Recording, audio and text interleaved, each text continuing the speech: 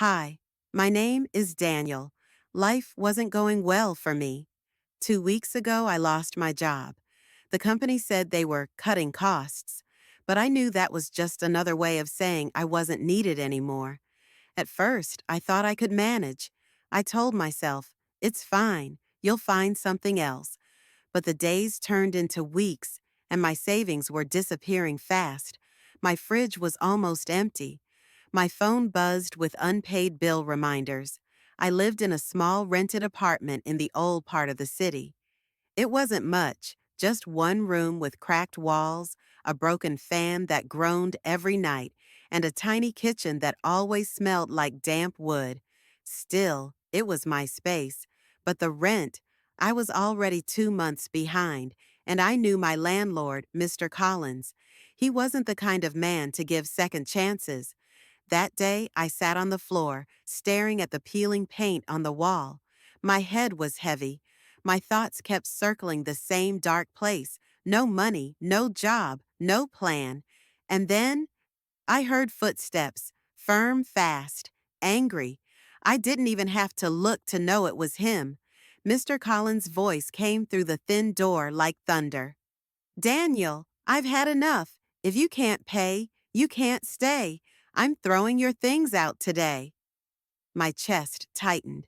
I felt my pulse in my ears. If I faced him now, it would be shouting, shame, maybe even the street. I grabbed my small bag, locked my apartment door from the outside, and slipped into my neighbor's apartment. She wasn't home. I had seen her leave that morning with her kids. Still, I moved like a shadow, careful not to touch anything.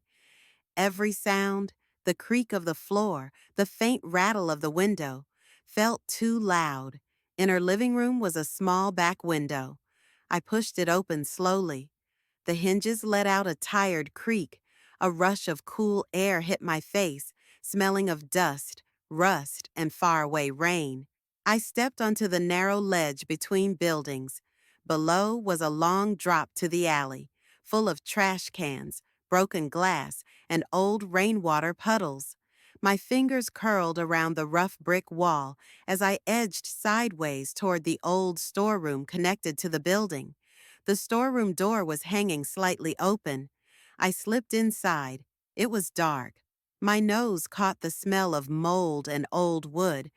A broken chair lay on its side, boxes stacked in the corner, cobwebs clinging to the ceiling. I just wanted a place to hide until Mr. Collins left. But as I stepped forward, I froze. In the shadows, I saw movement. Someone was sitting on the floor, half hidden behind a pile of boxes. My first thought was, another squatter like me. But then my eyes adjusted to the light. It was a girl. Her hands were tied with rough rope, her ankles too. There was dirty tape across her mouth.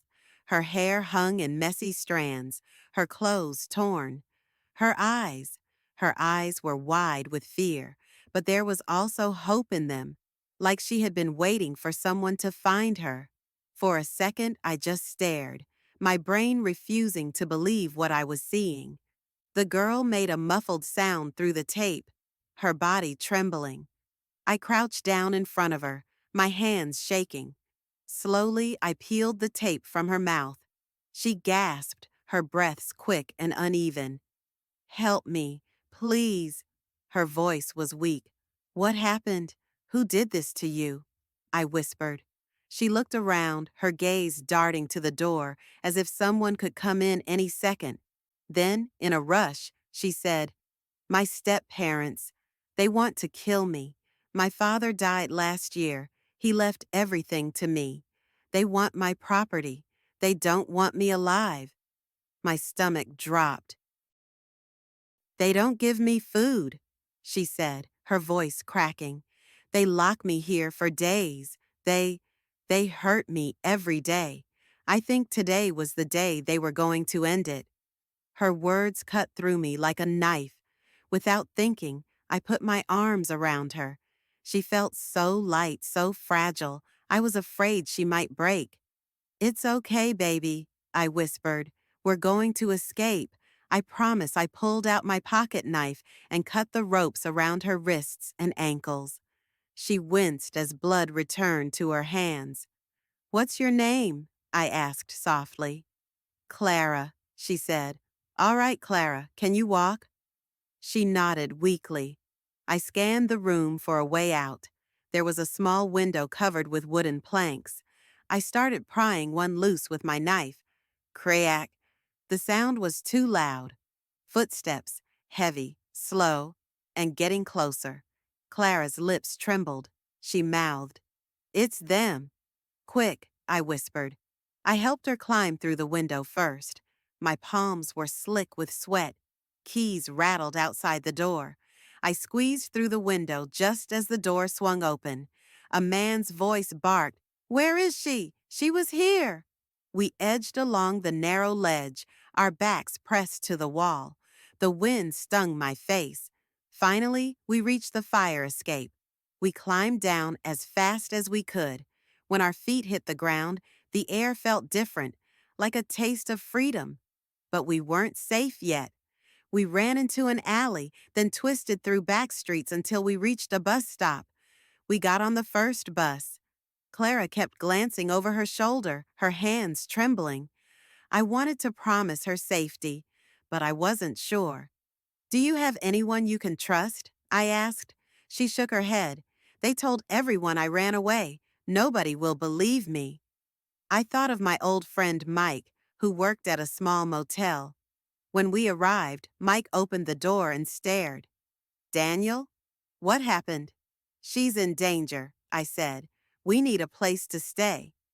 Mike gave us a room without asking more. That night, Clara slept for the first time in weeks. The next morning, Mike came in quietly. "I know someone in the police. Honest man. You can trust him." We met Officer Harris in a cafe. I told him everything. Clara's eyes filled with tears as she nodded at every word.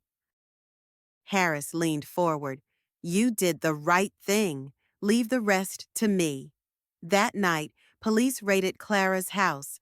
Her step-parents were arrested. The storeroom still held the ropes, the tape, proof of everything.